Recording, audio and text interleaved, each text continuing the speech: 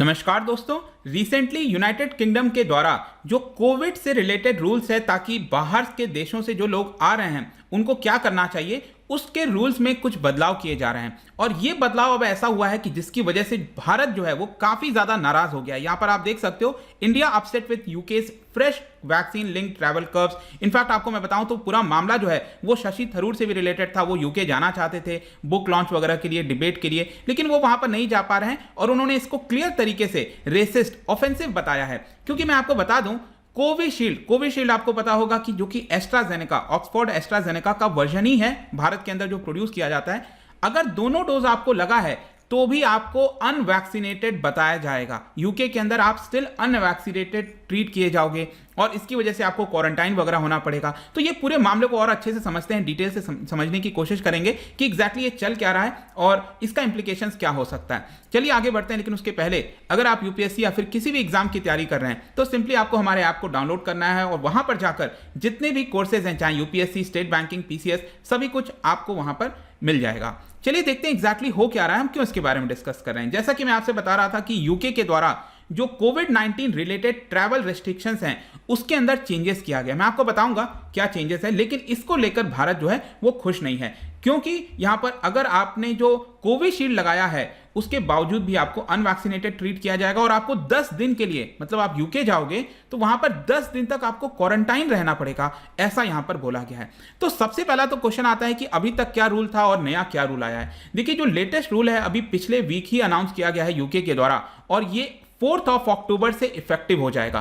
4 अक्टूबर से आगे आने वाले ये लागू हो जाएगा। पहले अगर आप रूल देखोगे ना तो यूके ने क्या किया था, अलग अलग देशों को अलग अलग कलर कोड के हिसाब से देखते थे। जैसे कि कुछ देश होंगे जो रेड कलर में आएंगे, कुछ होंगे एम्बर में आएंगे, ग्रीन में आएंगे, इस तरह के कलर कोड के हिसाब से बांटा गया था। और भारत का मैं बता दूं, भारत एम्बर वाले कैटेगरी में था। मतलब कि भारत को भी थोड़ा बहुत यहां पर करना पड़ता, लेकिन रेड वाला सबसे ज्यादा स्ट्रिक्ट था और भारत को स्टिल एम्बर में रखा गया था। लेकिन अब क्या हुआ है कि यूके चाहता है कि इसको पूरी तरह से सिंप्लीफाई किया जाए ट्रैवल मेजर्स को, और इसी की वजह से वो एक सिंगल लिस्ट बनाएगा। कहने का मतलब है कि एक ही लिस्ट रहेगा, मतलब एक तरफ वो लोगों को ट्रीट किया जाएगा जो कि वैक्सीनेटेड पीपल हैं और दूसरी तरफ वो लोग होंगे जो कि अनवैक्सीनेटेड ट्रीट किया जाएगा। तो इसके तहत ये जो नया रूल लाया गया है उसमें यूके ने ये बोला है कि हम उन्हीं लोगों को वैक्सीनेटेड मानेंगे जिनको दोनों डोज लग चुका है। कौन से वैक्सीन का? यहां पर आप देख सकते हो, ऑक्सफोर्ड एस्ट्राजेनेका, फाइजर बायोएनटेक, इसके अलावा मॉडर्ना हो गया और जैनसिन बेसिकली जो जॉनसन एंड जॉनसन वाला वैक्सीन है, ये 1 डोज उसमें दिए जाते हैं सिर्फ। तो ये 4 वैक्सीन अगर आपने लगाया है फुल्ली, अगर आप कंप्लीटेड हो, दोनों डोज लग चुका है, तो ही आपको वैक्सीनेटेड माना जाएगा। इसके अलावा इस रूल के अंदर यह भी बोला गया है कि कुछ देशों से, जैसे कि आप देख पाएंगे Australia, Antigua and Barbados, Bahrain, New Zealand, Qatar, Saudi, ये जितने भी देश हैं ना, वहां के पब्लिक हेल्थ जो ऑफिशियल्स हैं उनको अगर वैक्सीन लगा है तो हम उनको यहां पर फुल्ली वैक्सीनेटेड मानेंगे। तो आई होप कि एक तो ये आपको समझ में आ गया होगा कि किनको वैक्सीनेटेड माना जाएगा। तो इसका मतलब क्या हुआ? इसका सिंपल अर्थ ये हुआ, क्योंकि कोविशील्ड को इसके अंदर इंसर्ट नहीं किया गया है, यहां पर है तो आपको दिख रहा होगा ऑक्सफोर्ड एस्ट्राजेनेका, लेकिन स्टिल स्पेसिफिकली अगर हम बात करें जो कोविशील्ड है, कोविशील्ड क्या है, वो वही सेम चीज है, बस उसको भारत के अंदर बनाया जा रहा है।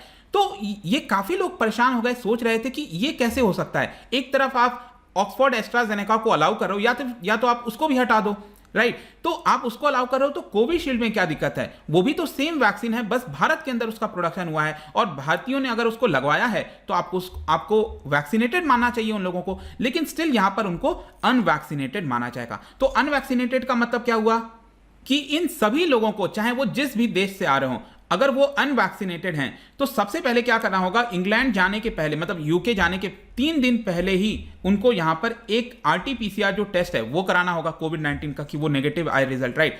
फिर उनको क्या करना होगा कि पहले से ही कुछ पेमेंट करना होगा टेस्ट के लिए। सेकेंड डे, मतलब जब वो यूके पहुंचेंगे तो उसके दूसरे दिन उनको एक टेस्ट कराना है सेकेंड डे, फिर उनको 8th डे एक टेस्ट कराना है, तो इसके लिए उनको एडवांस पेमेंट करना होगा। इसके अलावा जब वो यूके पहुंचेंगे तो उनको 10 दिन तक क्वारंटाइन रहना पड़ेगा इंग्लैंड के अंदर, ठीक है। तो ये पूरा नियम कानून यहां पर नया लाया गया है यूके के द्वारा और ऑब्वियस सी बात है इसकी वजह से भारत खुश नहीं होगा। भारत जो है वो काफी ज्यादा अपसेट है, क्योंकि मैं बता दूं कि ऑलरेडी इसका पूरा मामला चल रहा था। भारत की तरफ से जो फॉरेन सेक्रेटरी हैं हर्ष श्रृंगला और हमारे जो एक्सटर्नल अफेयर्स मिनिस्टर हैं एस जयशंकर साहब, उन लोगों के द्वारा कोशिश की जा रही थी कि भारत का भी इसके अंदर इंक्लूड किया जाए। इनफैक्ट मैं आपको बताऊं तो जुलाई के महीने में यहां पर जो श्रृंगला साहब हैं वो गए थे यूके और उन्होंने इसको लेकर बातचीत की थी और उन्होंने ये भी बोला था कि देखिए फ्रांस ने जो ट्रैवल रेस्ट्रिक्शंस है वो हटा दिया है, क्योंकि भारतीयों को जिन्होंने यहां पर कोविशील्ड लिया है उनको क्वारंटाइन रहने की जरूरत नहीं पड़ेगी। तो जब फ्रांस हटा दिया तो फिर यूके क्यों प्रॉब्लम है? यूके भी इसको हटा सकता है। एक्सटर्नल अफेयर्स मिनिस्टर का ये कहना है, यहाँ पर मिनिस्ट्री जो है वो ये कह रही है कि हम इसको लेकर अब बातचीत करेंगे और सॉल्व करने की कोशिश करेंगे। लेकिन यहाँ पर एक और चीज है कि क्योंकि पहले आपने देखा होगा जो ब्रिटेन है वो आपका उसी का यूके का पार्ट था, यूनाइटेड किंगडम का पार्ट था, सॉरी यूरोपियन यूनियन का पार्ट था, जो यूके है वो भी आपका पहले तो 28 देश हुआ करते थे यूरोपियन यूनियन के अंदर। अभी इसके अंदर टोटल 27 हो गए हैं क्योंकि ब्रेक्जिट हो गया है। तो यूरोपियन यूनियन का ये कहना है कि हम हर एक देश को छोड़ देते हैं, वो जैसा डिसीजन लेना चाहें ले सकते हैं। तो यूरोपियन यूनियन में भी अगर आप देखो तो 1 दर्जन से ज्यादा देशों ने भारत को अलाउ कर दिया है, कोई प्रॉब्लम नहीं है। तो स्टिल यहां पर क्वेश्चन यही आता है कि यूके ने इस तरह का रूल क्यों लाया है। अब देखिए ये यूके जो भी ये रूल लेकर आया है इसका ज्यादातर इंपैक्ट अभी के लिए स्टूडेंट्स के ऊपर पड़ने वाला है, क्योंकि बहुत सारे स्टूडेंट्स यूके जाने की कोशिश कर रहे थे लंबे समय से। फाइनली वो यूनिवर्सिटीज वगैरह के अंदर जाएंगे तो उनको एक तो एक्स्ट्रा पेमेंट करना होगा, टेस्ट वगैरह जो हो गया, और 10 दिन के लिए क्वारंटाइन रहना पड़ेगा। तो ये आपका प्रॉब्लम होने वाली है। लेकिन जाहिर सी बात है ये सही नहीं है किसी भी तरीके से। और आप देखिए यहाँ पर जो शशि थरूर हैं वो एक डिबेट में पार्टिसिपेट करने वाले थे। आपको याद होगा ना उनका जो डिबेट था कैम्ब्रिज यूनियन का, वो बहुत फेमस हुआ था। तो वही एक डिबेट में एक और पार्टिसिपेट करने वाले थे। और साथ ही साथ जो उनका एक बुक है द बैटल ऑफ बिलोंगिंग, उसका यूके वाला एडिशन जो है वो लॉन्च होना था। तो ये सारे जो इवेंट है उन्होंने कैंसिल कर दिया। और आप देख भी सकते हो उनके द्वारा ट्वीट था कि it is offensive to ask fully vaccinated Indians to quarantine. आप कैसे भारतीयों को क्वारंटाइन रहने के लिए कह सकते हो जब हम ऑलरेडी वैक्सीनेटेड हैं। इनफैक्ट कांग्रेस के एक और लीडर जयराम रमेश जी, उन्होंने भी कहा कि एब्सोल्युटली बिजार कंसिडरिंग कोविशील्ड तो ओरिजिनली वहीं पर बना था, उसका मैन्युफैक्चरिंग बस भारत में हो रहा है सीरम इंस्टीट्यूट पुणे के अंदर। So this smacks of racism. तो यहां पर डायरेक्ट आरोप लगा है रेसिज्म का, ऑफेंसिव का आप कह सकते हो। तो ये सही नहीं है। और सिर्फ भारत ही नहीं, इनफैक्ट अगर आप देखिए तो बहुत सारे देशों ने, अफ्रीका हो गया, साउथ अमेरिका के अंदर, वेस्ट एशिया के अंदर, जहां पर मैं इनफैक्ट आपको एक और चीज बताता हूं, इन सभी देशों में आपने देखा होगा Oxford, AstraZeneca, Moderna, Pfizer, BioNTech, ये सारी वैक्सीन इन देशों को दी गई है। लेकिन इन देशों में अगर ये वैक्सीन लगा है तो यूके उसको वैक्सीनेट मानने के लिए तैयार नहीं है।